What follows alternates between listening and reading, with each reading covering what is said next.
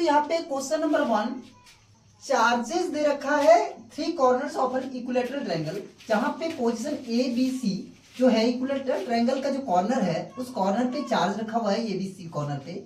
यानी ये रहा इक्विलेटरल ट्रायंगल, ठीक है, ये रहा इक्विलेटरल ट्रायंगल, ये कॉर्नर ए है, कॉर्नर बी है, ये कॉर्नर सी है, ठीक है।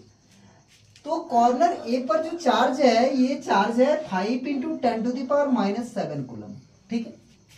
बी पर जो चार्ज है -2.5 × 10⁻⁻7 कूलम, और सी पर जो चार्ज है ये है 1.0 × 10⁻⁻7 कूलम, ठीक है।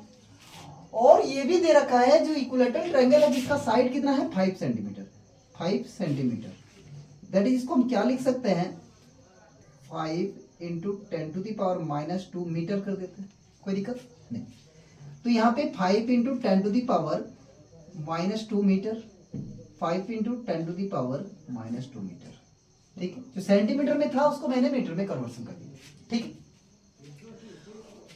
तो क्वेश्चन कह रहा है कि find the electric force on the charge at C, C पर जो चार्ज है, ठीक है, ड्यू टू रेस्ट 2, ये जो रेस्ट 2 है सी पर कितना फोर्स लगाएगा ये मुझे फाइंड करना है। तो सी पर जो फोर्स लगेगा, ए के वजह से जो फोर्स लगेगा, तो फोर्स का डायरेक्शन किधर होगा, फोर्स का डायरेक्शन ये रहा, इसको मैंने F1 मान लिया।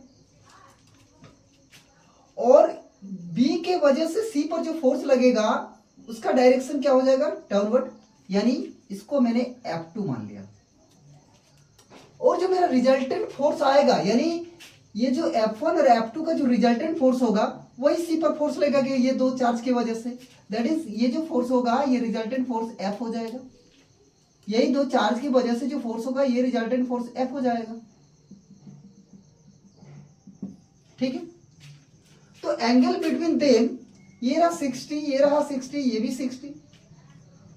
तो एंगल बिटवीन देम कितना हो जाएगा, अगर ये 60 इसका अपोजिट एंगल ये भी 60 हो जाएगा, और बाकी कितना यहां से लेके ये पूरा कितना 180 हो जाएगा। दैट मीन्स ये जो एंगल बचेगा ये 120 का एंगल बनेगा, ठीक ना।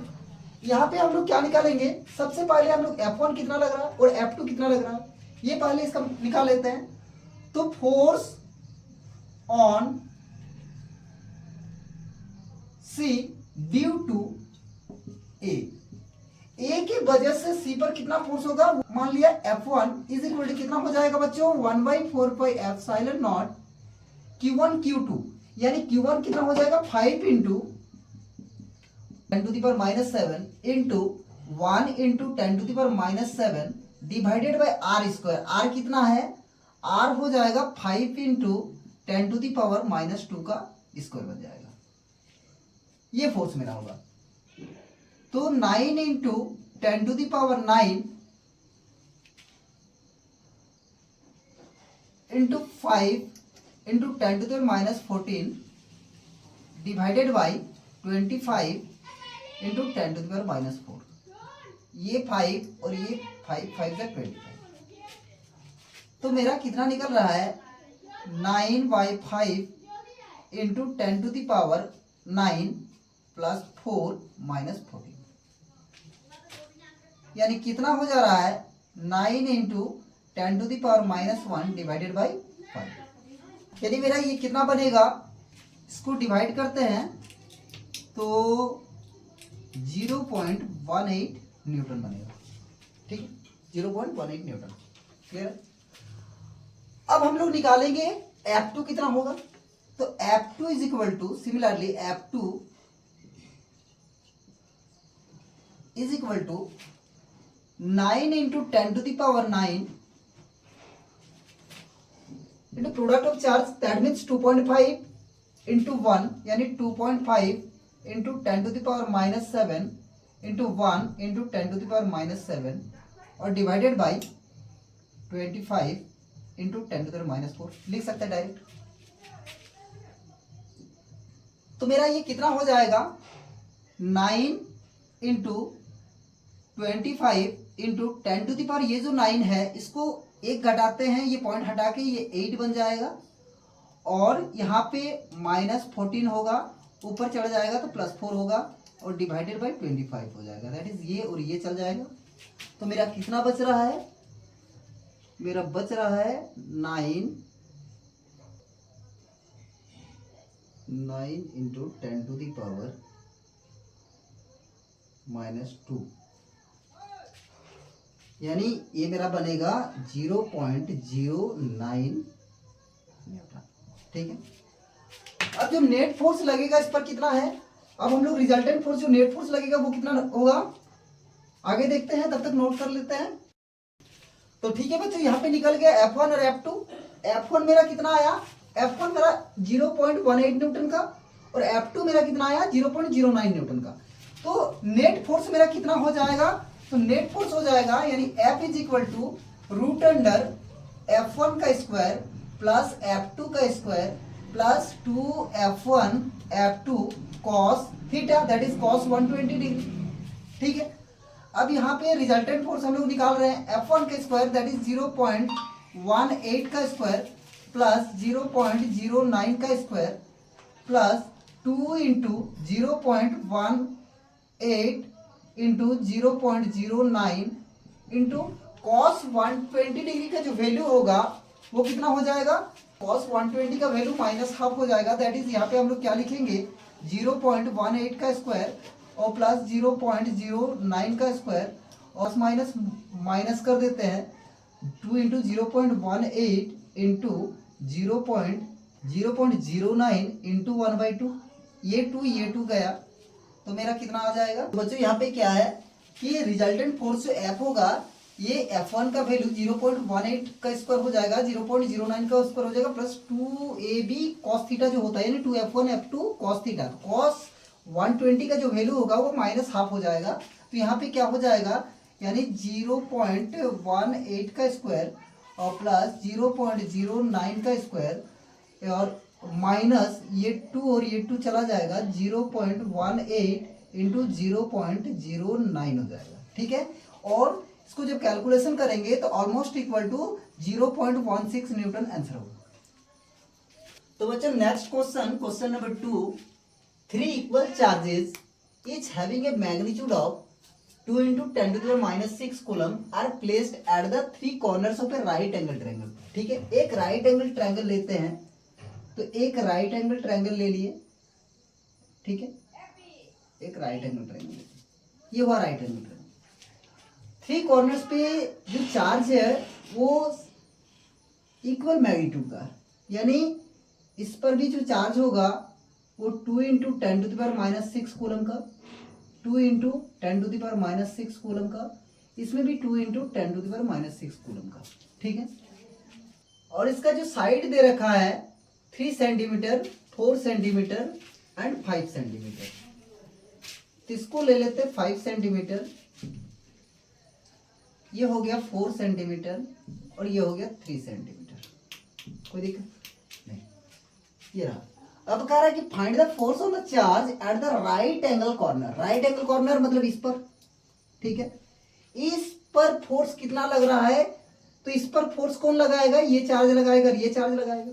ठीक है, तो इस पर जो नेट फोर्स होगा वो कितना, अगर ये मान लेते हैं ए बी और सी, मान लीजिए सारे कॉर्नर ए बी सी, यानी कॉर्नर ए पर कितना फोर्स लगेगा, यानी बी इसके ऊपर कितना लगाएगा और सी इसके ऊपर कितना लगाएगा, यानी नेट फोर्स ए पर कितना लग रहा है, ये हमको फाइंड आउट करना है।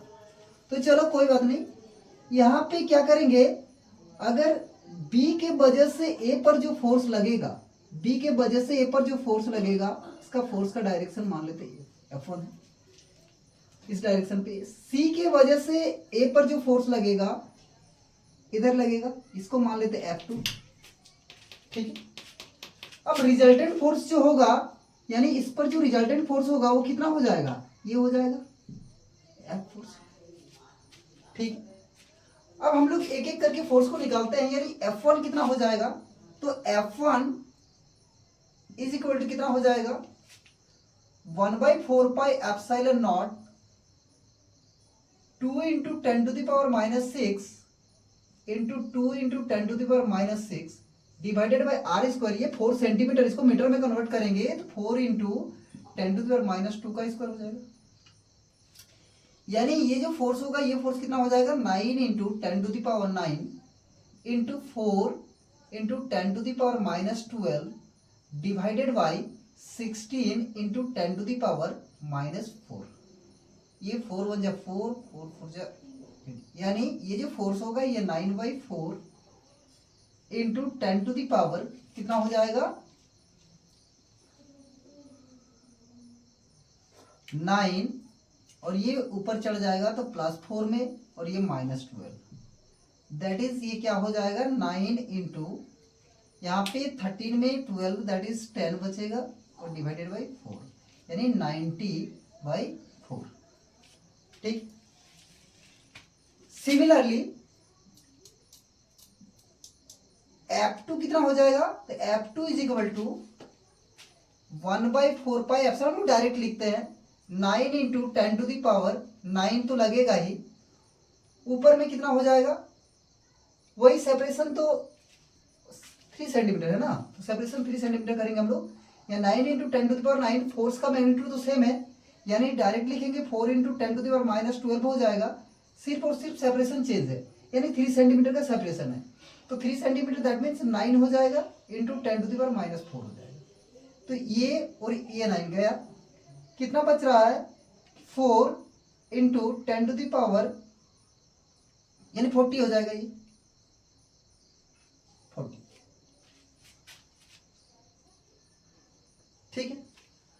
अब नेट फोर्स जो लगेगा, ये दोनों के बीच का एंगल कितना हो जाएगा 90 डिग्री हो जाएगा, यानी cos 90 0, तो मेरा जो नेट फोर्स यानी रिजल्टेंट फोर्स कितना हो जाएगा √F1² और प्लस F2², यानी 90/4 का स्क्वायर और प्लस ये 40 का स्क्वायर,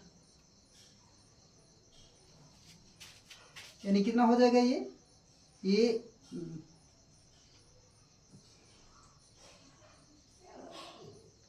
प्लस,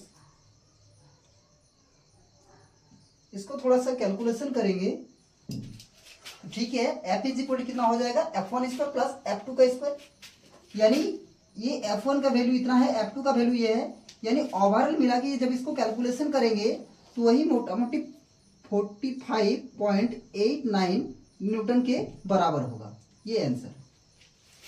तो बच्चे क्वेश्चन नंबर 3 आ गया। यहाँ पे क्या लिखा हुआ है, क्वेश्चन क्या है कि 2 particles each having a mass of 5 gram and charge 1 × 10⁻⁷ coulomb, यानी 2 पार्टिकल्स है जिसका मास ईच ऑफ मास, यानी प्रत्येक का जो मास है वो कितना है 5 ग्राम का, ठीक है। और चार्ज जो दिया हुआ है, एक का चार्ज 1 × 10⁻⁷, यहाँ पे क्या करा ईच, यानी दोनों पार्टिकल्स का जो चार्ज है 1 × 10⁻⁷ कूलम है, ठीक है। Stay in a limiting equilibrium on A horizontal table, यानी एक हॉरिजॉन्टल टेबल है, हम मान लेते हैं ये हॉरिजॉन्टल टेबल, ठीक है। यहाँ पे 2 पार्टिकल है, एक पार्टिकल इसको मान लेते हैं, एक पार्टिकल इसको मान लेते हैं, ठीक है। दोनों का जो मास है ये बराबर है, वो मास कितना है 5 ग्राम, ठीक है करके। ये चार्ज कितना है 1 × 10⁻⁷ कूलम का, और तो जो सेपरेशन है दोनों के बीच का जो सेपरेशन है वो सेपरेशन 10 सेंटीमीटर, दैट इज हम लोग क्या बोलेंगे 0.1 मीटर, ठीक है। The coefficient friction between each particle and the table is same, यानी इसके बीच का जो फ्रिक्शन कोफिशिएंट है वो क्या है, टेबल और पार्टिकल के बीच का वो म्यू दे रखा है, यानी फ्रिक्शन कोफिशिएंट कितना है म्यू है। तो find the value of this coefficient, यानी म्यू का वैल्यू हमको निकालना है, क्लियर है।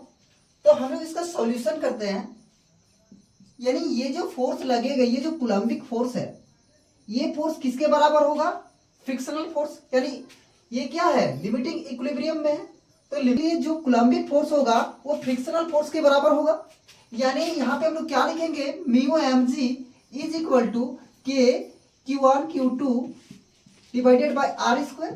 तो म्यू mg, म्यू हमको फाइंड करना है, म्यू इंटू मास कितना दिया हुआ है, मास 5 ग्राम, तो 5 × 10⁻³ kg में, इंटू जी का वैल्यू कितना हो जाएगा बच्चों, जी का वैल्यू 10 ले लेंगे, इज इक्वल टू के का वैल्यू कितना 9 × 10⁻9 इंटू q1 q2, तो चार्ज ईच ऑफ चार्ज कितना 1 इंटू इतना, यानी 1 × 10⁻⁷ into 1 into 10⁻⁻7 divided by separation कितना, सेपरेशन है 0.1 का होल स्क्वायर हो जाएगा, 0.1 का होल स्क्वायर। क्लियर है? तो मुझे क्या फाइंड करना है, म्यू फाइंड करना है। तो म्यू इज इक्वल टू हम लोग क्या लिख सकते हैं, mu is equal to 9 into 10⁻, कितना हो जाएगा ये 17 यानी 9 माइनस 14 डिवाइडेड बाई ये 5 इधर आ जाएगा, 5 इंटू 10⁻³ इंटू 10 इंटू 10⁻² भी लिख सकते हैं इसको, यानी मेरा वैल्यू कितना होगा 9/5 इंटू 10⁻, ये हो जाएगा -5 और इधर से आ रहा -5, ये +5 फिर और ऊपर में -1 कर देंगे, तो मेरा कितना आ जाएगा 9/5 इंटू 10⁻⁻1 और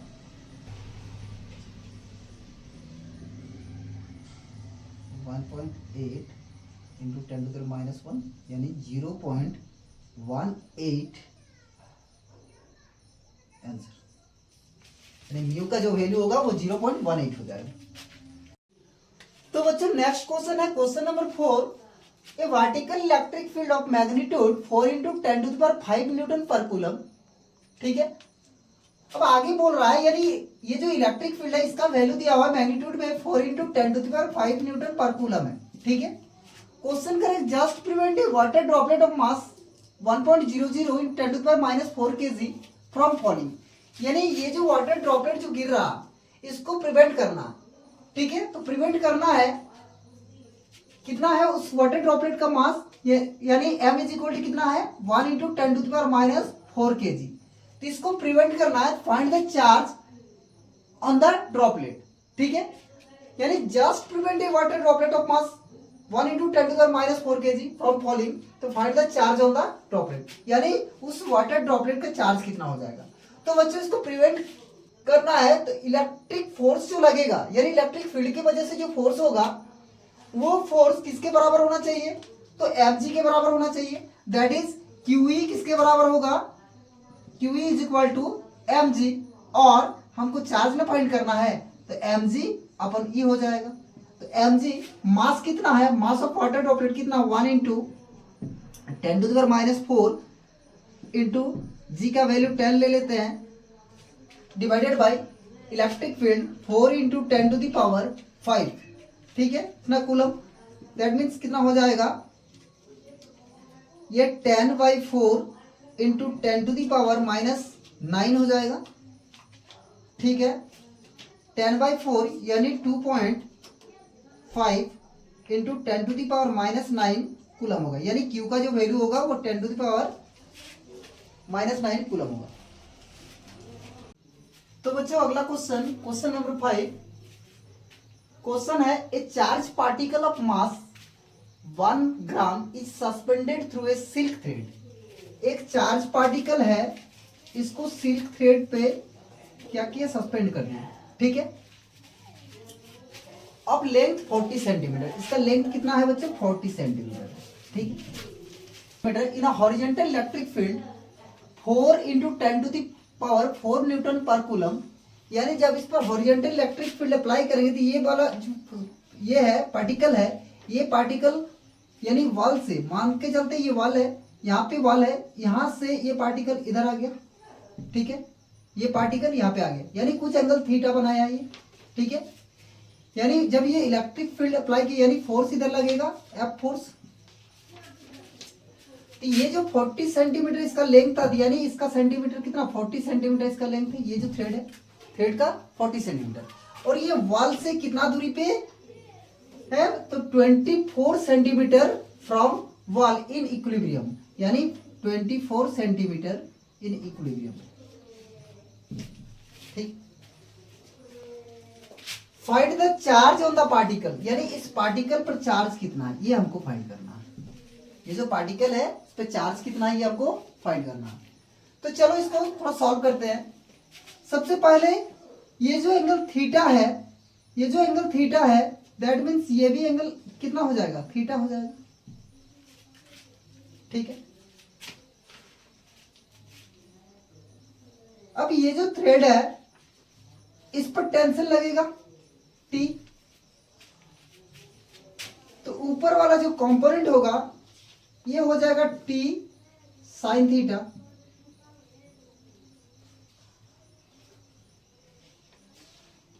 नीचे क्या होगा mg,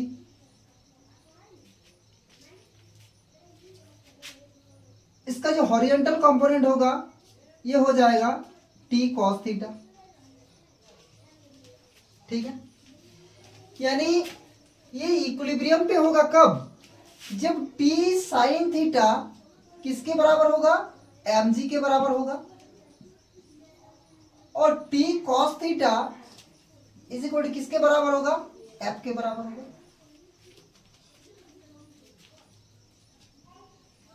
ठीक है, तो यहां पे क्या हो जाएगा, दोनों को डिवाइड करते हैं, यानी tan theta is equal to mg by f होगा। तो बच्चे f इज इक्वल टू कितना होगा, तो f होगा q इंटू इलेक्ट्रिक फील्ड के बराबर, यानी tan theta is equal to mg by q E. और हमें तो फाइंड करना है q, तो q को फ्री करते हैं, q इज इक्वल टू क्या हो जाएगा mg अपन e tan थीटा। अब वैल्यू लगाते हैं, तो यहाँ पे ये थीटा है तो इसका सामने वाला ये p हो जाएगा, h हो जाएगा b, तो tan थीटा कितना हो जाएगा, tan theta p by B, that means ये वाला डिस्टेंस निकालना होगा, ये वॉल का जो डिस्टेंस है ये निकालना होगा। ये कितना हो जाएगा, ये डिस्टेंस 40 का स्क्वायर माइनस 24 का स्क्वायर।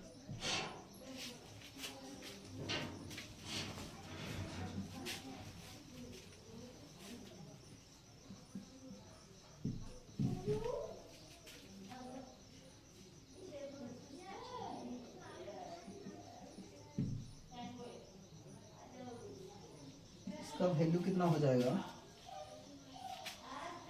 एक मिनट वीडियो रुका। तो बच्चों यहाँ पे ये वाला जो लेंथ है, यानी ये जो डिस्टेंस है कितना हो जाएगा, ये कितना बन रहा है, यानी 1024, यानी ये 32 हो जाएगा। दैट मीन्स tan थीटा का वैल्यू यहाँ से हम लोग फाइंड करेंगे। मास का वैल्यू कितना है, यानी m का वैल्यू कितना है, मास 1 ग्राम का, यानी केजी में लेंगे तो 10 टू द पावर माइनस 3 हो जाएगा। ये g का वैल्यू 10 लेंगे, इलेक्ट्रिक फील्ड का वैल्यू कितना है 4 into 10 to the power 4 into tan theta का वैल्यू क्या होगा p by B, that means 24 अपन 32, तो 24 अपन 32 दैट मीन्स कितना हो जाएगा 3/4, ये और ये गया, तो क्या बच रहा है 10/3 into 10 to the power minus 7, यानी 3.3 into 10 to the power minus 7 coulomb, यानी Q का वैल्यू कितना हो जाएगा 3.3 into 10 to the minus 7 coulomb, answer. तो बच्चों वीडियो अगर अच्छा लगे तो लाइक करना, सब्सक्राइब करना। कल मिलते हैं एक नया वीडियो के साथ। Yeah.